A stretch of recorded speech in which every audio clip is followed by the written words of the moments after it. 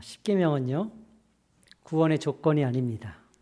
그러니까 십계명을 지키면 하나님의 자녀가 되고 약속의 땅에 갈 수 있다. 그렇게 십계명이 주어지지 않았어요. 또 지키지 않으면 벌을 받는다, 감옥에 들어간다, 이런 것도 아닙니다.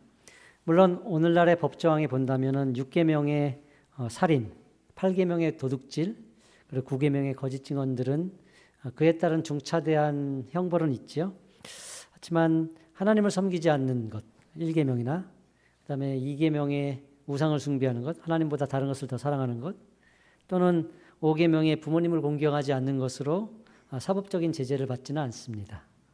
하나님은 이스라엘 백성을 애굽에서 구원해서 시내산에 인도한 후에 계명을 주셨죠. 인도한 다음에, 그러니까 구원한 다음에 애굽에서 끄집어냈어요. 시내산까지 데려왔어요. 그리고 계명이 들어왔다는 얘기죠. 이때 계명은요, 조건으로 등장하지 않죠. 지키면 구원해 줄 게가 아니에요. 이미 구원 다 해놓고 계명을 주셨으니까요. 그렇죠? 그래서 십계명은 구원했으니 이 계명을 지켜라, 이렇게 등장합니다. 그래서 십계명의 근본적인 내용은 하나님이 내가 너희를 구원했기 때문이다, 그러니 지켜라 라는 내용으로 등장해요. 출애굽기 20장에 가면요, 하나님이 이 모든 말씀으로 말씀하여 이르시되 나는 너를 애굽 땅 종되었던 집에서 인도하여 낸 내 하나님 여호와니라. 너는 나 외에는 다른 신들을 내게 두지 말라. 내가 너를 구원했다. 그러니 너는 나 외엔 다른 신을 섬기지 말라. 이게 1계명이죠. 그 다음에 2계명, 3계명이 쭉 등장합니다. 하나님이 그 큰 기사와 이적으로 구원하신 그 백성에게 주신 것이 계명이고 시내산 언약인데요. 구원은 조건이 아니고 결과로 주어지죠. 구원의 조건이 아니고 구원의 결과로 이 계명이 주어지죠. 그러면 우리는 이런 질문을 하게 되죠. 그러면 왜 계명이 이렇게 주어질 수 있었을까라는 질문을 하게 되는 거예요. 계명은요, 하나님께서 그 백성에게 바라는 것이 있다라는 것을 의미하는 것입니다. 애굽에서 구원해서 시내산까지 데려와서 가나안에 가기 전에 계명을 주셨는데, 이 계명을 주실 때는 가나안에 가기 전까지 갖춰야 될 것이 있고, 그리고 가서 이렇게 살아야 될 것이 있는 것을 말씀하신 것이죠. 그러니까 이 가나안에 가서 이 백성이 살아내야 될 내용들이 담겨 있는 것이 십계명인 것이죠. 십계명은 두 개의 큰 영역으로 구분되죠. 1부터 4계명은 하나님에 관한 계명이고 6부터 10계명은 인간에 관한 계명입니다. 외우기 쉽지 않아요. 외우기 쉽지 않아서 예수님께서는 이것을 요약해 주셨죠. 참 감사한 일입니다. 예수님께서는 크게 두 가지로 요약해 주셨는데요. 예수께서 이르시되 마음을 다하고 목숨을 다하고 뜻을 다하여 주 너희 하나님을 사랑하라 하셨으니 이것이 크고 첫째 되는 계명이요. 둘째도 그와 같으니 내 이웃을 내 자신과 같이 사랑하라 하셨으니 이 두 계명이 온 율법과 선지자의 강령이니라. 예수님의 이 십계명의 요약은 사실은 십계명만의 요약이 아니고 율법과 선지자의 강령, 그러니까 율법과 선지자의 요약이라는 얘기죠. 온 구약 성경 전체의 요약이 이 두 개로 딱 나눠지는데, 하나는 하나님을 사랑하는 것이고 그리고 다른 하나는 이웃을 사랑하는 것이다. 하나님은 그 백성을 애굽에서 끄집어내서 가나안으로 데려가면서 이 백성이 어떤 사람을 되기 원했냐면 사랑의 사람이 되기 원했던 거예요. 하나님을 사랑하고 이웃을 사랑하는 사람. 거기에서 다르기를 원했던 것이죠. 성도는요, 그래서 이 계명을 따라서 두 가지 계명을 실천하는 삶을 삽니다. 마음을 다하고 뜻을 다하고 힘을 다해서 하나님을 사랑하는 삶, 그리고 내 이웃을 내 자신과 같이 사랑하는 삶. 사람은 근본적으로 뼛속부터 이기적인 존재예요. 나를 더 사랑해요. 부모도 자식을 사랑하지만 어떨 때 보면 부모도 자기를 사랑해. 그 사랑에서 자식을 사랑하는 마음들이 흘러가기도 해요. 자기 사랑이 변하질 않아요. 근데 내 자신과 같이 내 이웃을 사랑한다? 내 몸을 사랑하듯 사랑해 주라는 얘기인데 그게 쉽겠습니까? 우리 인격, 윤리, 상식, 그리고 이 진리의 문제에 있어서 하나님을 사랑하고 이웃을 사랑하는 이 사람임을 보여줄 수 있어야 되는 것이 우리의 부르심입니다. 그리고 십계명이 우리에게 요구하는 거룩한 삶이죠. 하나님을 사랑하고 이웃을 사랑하라. 이 거룩한 삶은요, 이 거룩이란 말을 우리가 자꾸 오해하는 경향이 있는데, 거룩은 근본적으로요, 깨끗함을 얘기하는 게 아니고 구별을 뜻합니다. 나누어지는 것이 거룩이에요. 그리스도인들 그리고 이스라엘 백성이 애굽에서 나와서 가나안에 가면서 부름받을 때 그들에게 요구된 것이 거룩이거든요. 근데 이 거룩은 구별이에요. 다른 삶인 거죠. 근데 어떤 측면에서 달라야 되냐면요. 하나님을 사랑하고 이웃을 사랑하는 측면에서 달라야 되는 것이죠. 그리고 이웃을 사랑하는 것은요. 둘째도 그와 같으니 내 이웃을 내 자신과 같이 사랑하라는 이 말씀에서 볼 수 있듯이 이웃 사랑은 둘째도 그와 같으니예요. 하나님을 사랑하지 못하면 이웃을 사랑할 수 없다는 뜻입니다. 둘째도 그와 같으니. 성도는요, 세상의 삶의 방식이 아니라 세상과 다른 삶의 방식을 세상에 보여줄 수 있도록 부름받은 존재예요. 하나님께서 이스라엘 백성을 데려와서 하나님을 사랑하고 이웃을 사랑하는 존재를 원하셨다라는 것은 세상 가운데서 세상처럼 사는 것이 아닌 세상과 다른 삶을 요구하신다는 뜻이죠. 세상은 무엇을 위해 삽니까? 나를 위해 삽니다. 그리고 세상에 나를 위한 삶은 어디에 축약되냐면요. 돈 문제에 축약된다는 거 아십니까? 우리 세상은 내가 더 차지하고 내가 더 누리기 위해서 남을 밟고 이기고 올라서는 세상이 우리가 사는 세상이에요. 하다못해 대학에 합격하려도 내가 합격해 누군가를 떨어뜨려야지 내가 합격하는 거예요. 그렇지 않습니까? 합격했다. 무엇을 뜻해요? 내 목만큼 누군가 떨어졌다는 것을 뜻하죠. 만년 2등 하던 친구가 1등을 했다. 무엇을 뜻하죠? 만년 1등 하던 그 친구가 물려났다는 것을 뜻하죠. 그리스도인답게 양보해야 되나요? 1등 하지 말고 합격하지 말고. 이상하죠. 그러면 안 되죠. 양보가 미덕이고 그리스도인들은 합격하지 말고 뭐 좋은 등수를 차지하지 말아야 된다. 이게 아니고요. 그 자리가 어떤 자리인지를 기억해야 되는 것이 그리스도인인 것이죠. 내가 1등을 했다. 무엇입니까? 못하던 1등을 했다면 누군가 나 때문에 밀려갔다라는 뜻인데 그 자리를 기억하라는 거예요. 내가 합격을 했다. 누군가 나 한 사람의 몫만큼 떨어졌다는 뜻인데 이 몫을 그리스도 안에서 하나님 안에서 감당할 수 있어야 된다는 뜻이지요. 이 자리가 어떤 자리인지를 알고 기억하며 그 자리를 살아내야 된다는 뜻이에요. 더 열심히 노력하고 1등도 하시고 합격도 하시고 해야 되는데 그걸로 하나님께 영광 돌리는 것으로 끝내지 말라는 뜻입니다. 하나님이 나를 사랑하셔서 이 대학에 붙여주셨어요. 모든 영광 하나님께. 이걸로 끝내지 말라는 얘기예요. 그리고 막 살지 말라는 뜻이에요. 그 자리 왔으면 그 자리까지 인도하신 하나님께 영광을 돌렸으면 그 자리가 어떤 자리인지 나 때문에 누가 밀려나는지를 기억하며 그 자리의 몫을 감당하라는 뜻입니다. 하나님의 자녀는 공부해서 남주는 사람들이에요. 이 땅의 원리는 뭐예요? 공부해서 남주냐?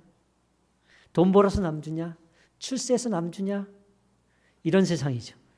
그리스도인은 그렇지 않아요. 공부해서 남 줘야 돼요. 출세해서 남 줘야 된다고요. 이 돈 벌어서 남 줄 수 있는 것이 그리스도인이란 얘기예요.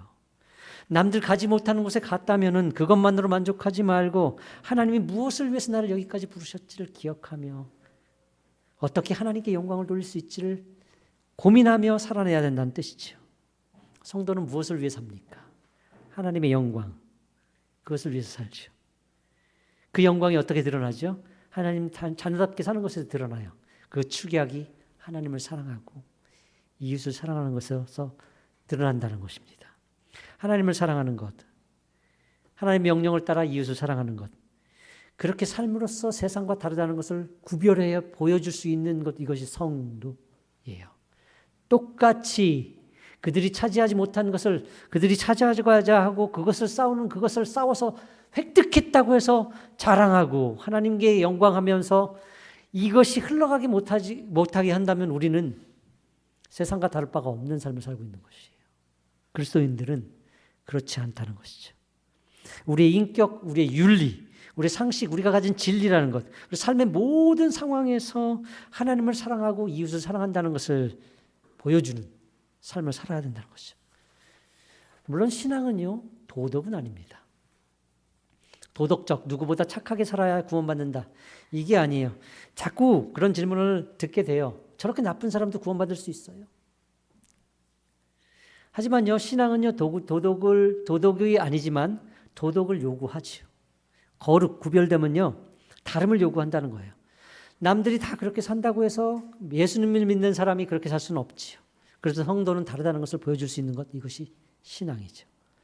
살다 보면요, 나쁜 그리스도인에 대한 이야기를 들어요.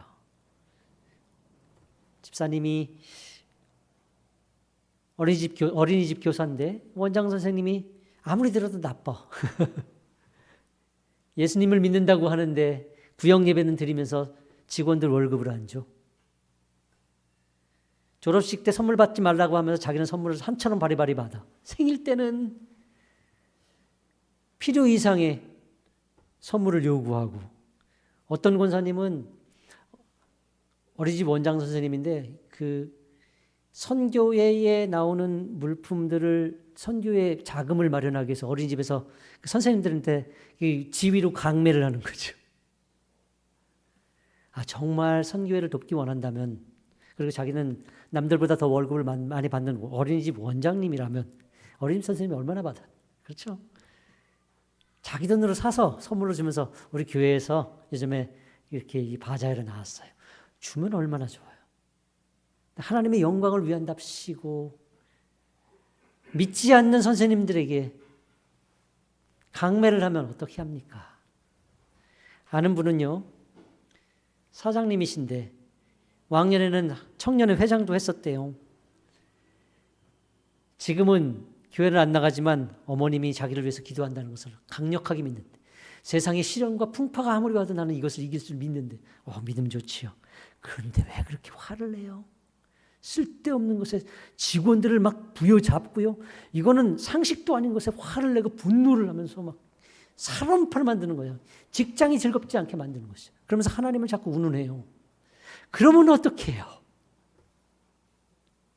그런 이야기를 들으면요, 어떤 집사님이 저한테 물어보더라고요. 목사님, 그 사람 그리스도인 맞아요? 그 사람도 구원받았나요? 듣고 싶은 대답이 있는 것 같아요. 아닌 것 같아요. 라는 대답. 그런데요, 저는 그렇게 대답할 수는 없어요.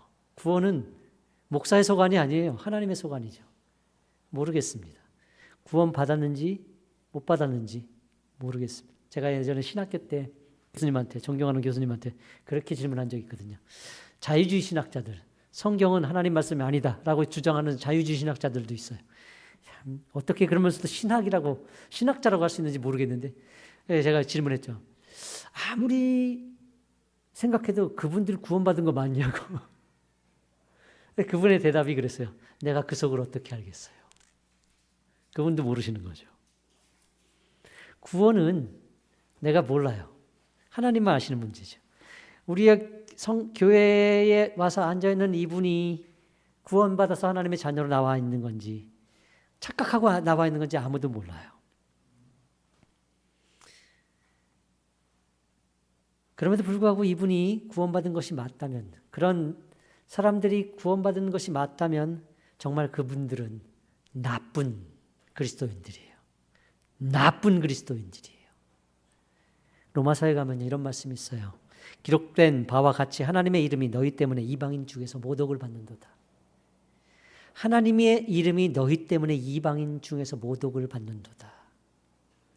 이 말은 사실은 그리스도인들을 향해서 한 말이 아니고 유대인을 향해서 한 말이에요. 유대인들아, 너희들은 하나님의 말씀 있고 하나님을 섬긴다고 하느냐? 그런데 하나님을 섬기고 말씀 있는 너희들이 하나님의 율법을 범하고 도둑질을 하며 하나님의 이름을 욕되게 하느냐? 너희 때문에 이방인 중에서 하나님의 이름이 오히려 욕을 먹지 않냐라고 얘기하는 거예요. 그런데요, 이것이 유대인들만의 이야기가 아니죠. 그렇지 않습니까? 예수 믿으세요. 뭐라고? 나보고 예수 믿으라고? 우리 옆집 그 여자 어디 교회 권사라고 하던데 나보고 그 사람처럼 되라고?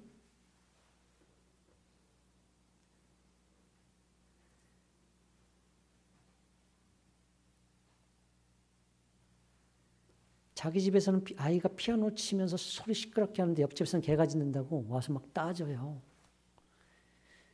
그래서 개 데리고 나갔다 그날 개가 사망사고가 났어요. 차에 치여서. 근데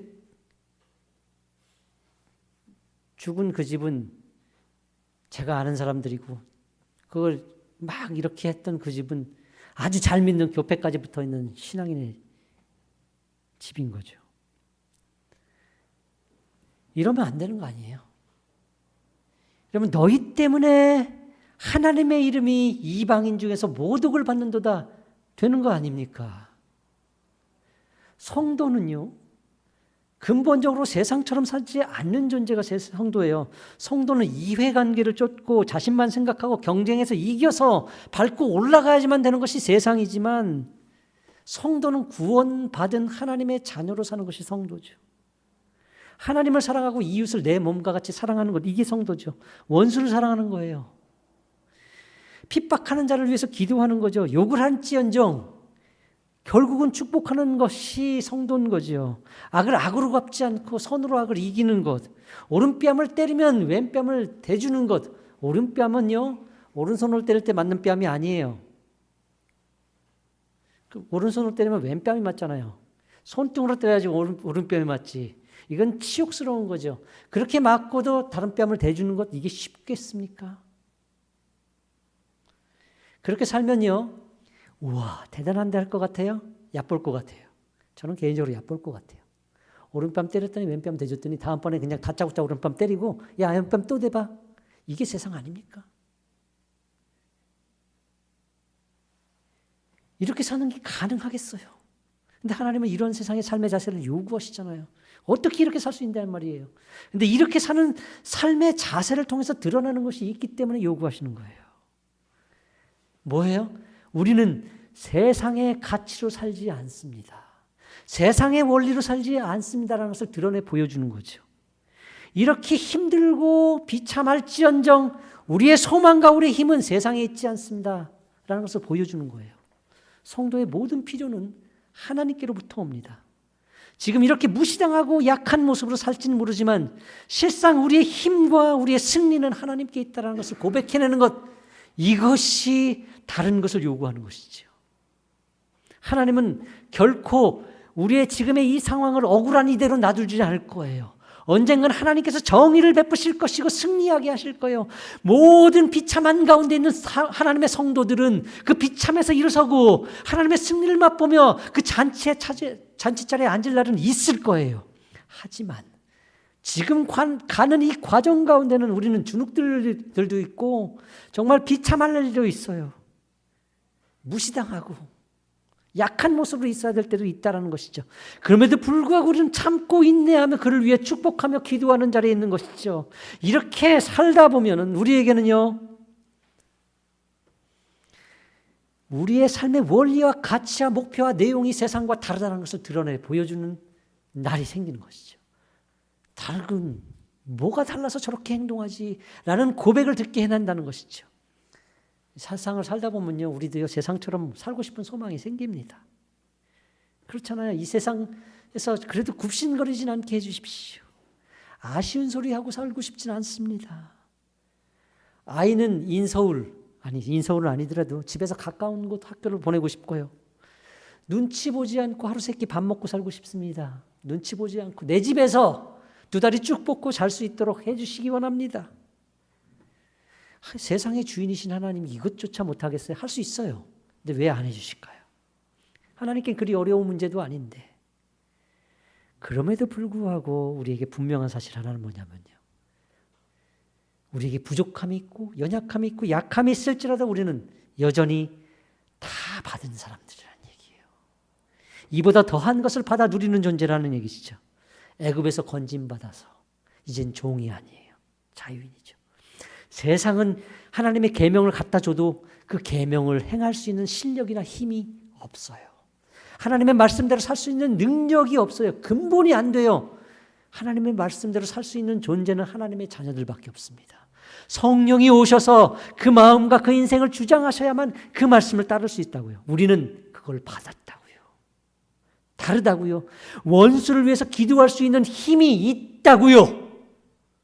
내 뺨을 때리면 다른 뺨을 내줄 수 있는 능력이 있다고요. 자존심 상해도 그 자존심을 내세우지 않고 그를 위해서 기도할 수 있는 힘이 있다고요. 신약으로 친다면 우리는요, 하나님의 자녀로 부르심을 받은 그의 나라와 그의 의가 우리 속에 담긴 존재죠. 그의 영광을 위해서 살 수 있는 능력이 우리에게 부여됐죠. 그 누가 뭐라 해도 우리는 하나님의 자녀죠. 세상이 우리를 가만두지 않습니까? 예수님을 믿는다는 그 직장 상사는 예수님을 믿는 나를 더 괴롭힙니까? 이 삶의 부조리와 어려움은 왜 남들보다 내가 더 당하는 것 같아? 우리 아이는 왜 남의 자녀처럼 보통 중간도 못하는 것 같을 때가 있죠? 엄친아라고 있는데 걔네들은 공부도 잘하고 좋은 대학도 가고 직장도 잘 가고 결혼도 잘해요. 그런데 우리 애는 왜 그냥 거기까지 바라지도 않아요. 그렇죠? 그럼에도 불구하고 이것들이 우리의 신앙을 막지 못해요. 하나님을 사랑하는 우리의 마음을 꺾을 수 없다라는 겁니다. 세상이 우리를 괴롭힐 때마다 우리가 잘할 수 있는 것 무엇이죠? 하나님께 나오는 거죠. 도와달라고 외치는 거죠. 하나님 불쌍히 여겨주십시오. 애통해하며 무릎 꿇는 것이죠. 이것이 우리가 가진 힘입니다. 우리가 가진 메시지인 것이죠. 구원 받았기 때문에 우리는 기댈 곳이 있어요. 세상과 다르게 살 이유가 있는 것이죠. 다 그렇게 살아도 나는 그렇게 살지 않을 분명한 이유, 우리는 다른 이유가 있어요. 이 받은 것을 보여줄 수 있는 삶, 그것이 하나님을 사랑하고 이웃을 내 몸같이 사랑하는 길인 것이죠. 주님은 이것을 위해서 오늘도 우리를 부르시고 이 명령을 하시죠. 하나님을 사랑하라. 둘째도 그와 같으니 내 이웃을 내 자신과 같이 사랑하라. 그렇게 사랑하고 그렇게 섬김으로 세상 속에서 그리스도인으로 살아간다는 것이 얼마나 다른지, 얼마나 영광스러운지를 보여주는 넉넉한 하나님의 자녀가 되기를 소원합니다. 함께 찬양하기 원합니다.